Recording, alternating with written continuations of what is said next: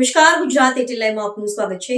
વિરમગામમાં સંભવનાથ જિનાલયની સાલગીરી ભવ્યાતિ ભવ્ય રીતે ઉજવણી કરાઈ। 100 વર્ષથી પ્રાચીન શાંતિનાથ મંડળ દ્વારા શાસ્ત્રોક્ત વિધિ કરાઈ। જૈન ધર્મમાં દેરાસરની ધજા ચડાવવાનો ખૂબ મોટો મહિમા બતાવવામાં આવ્યો છે।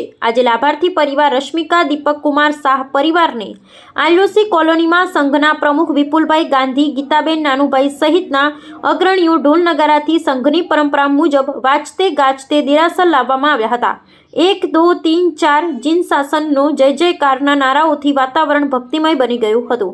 ત્યારબાદ 100 વર્ષથી પણ પ્રાચીન શાંતિનાથ મંડળના સંધ્યા વિલાણી તથા પૂજા મહેતા ડોક્ટર જિગ્નેશભાઈ સહિતના અગ્રણીઓએ શાસ્ત્રોક્ત રીતે 17 ભેદી પૂજા કરાવી હતી, જેમાં પહેલા ભગવાનની સ્નાત્ર પૂજા સેવાલિયાથી પધારેલ બીનાબેન ચેતનભાઈ શાહ, ડોક્ટર માનસી વૈભવ કોઠારી, એડવોકેટ કૃપામિત વ્યાસ પરિવાર દ્વારા કરવામાં આવી હતી તથા 17 ભેદી પૂજામાં વડોદરા યુનિવર્સિટીના પૂર્વ સેનેટ સભ્ય અને જાણીતા જૈન અગ્રણી દીપક શાહ પરિવાર, કાશ્મીરા રીતેશ પટેલ તથા વૈશાલી પ્રકાશ કાછિયા પરિવારે વિશિષ્ટ મહાપૂજનમાં જોડાયા હતા તથા બરાબર શુભ 11:27 ધજા ચડાવવામાં આવી હતી।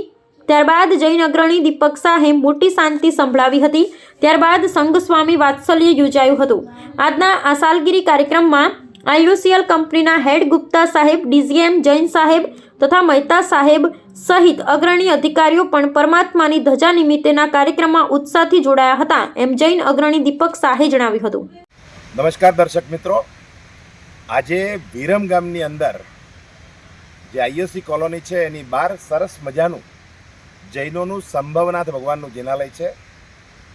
ખૂબ સુંદર મજાનું જિનાલય, શંખેશ્વર સંભવનાથ ભગવાન, શંકરનાથ ભગવાન, પારસનાથ ભગવાન, મહાવીર સ્વામી ભગવાન, આવું જિનાલય, એની આજે ધજાનો કાર્યક્રમ જૈન શાસ્ત્રની અંદર જૈન ધજા ફરકાવી એ બહુ મોટો લાભ ગણાય। એટલે આજે રશ્મિકાબેન દીપકભાઈ શાહ એ અહીંયા આઈઓસી કોલોનીમાં રહે છે અને સંઘમાં છે, એટલે એમને ધજાનો લાભ લીધો હતો અને આખું ગામના લોકો આ સરસ મજાના ધજાના કાર્યક્રમની અંદર રહ્યા હતા। 17 ભેદી પૂજા ભણાવવામાં આવી, 18 અભિષેક આગલા દિવસે થયા, એની અંદર પવિત્ર નદીઓના જળ લાવવામાં આવે છે અને પરમાત્માની પૂજા કરવામાં આવે છે। આજે સરસ મજાને પૂજન થઈ, 9મી પૂજા ધજાની આવે।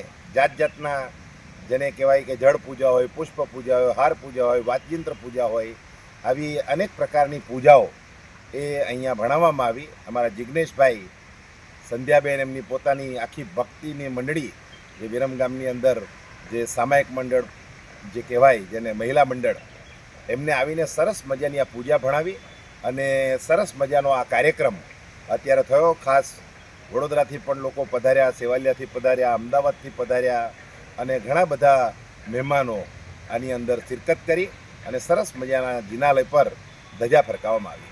દીપક શાહ।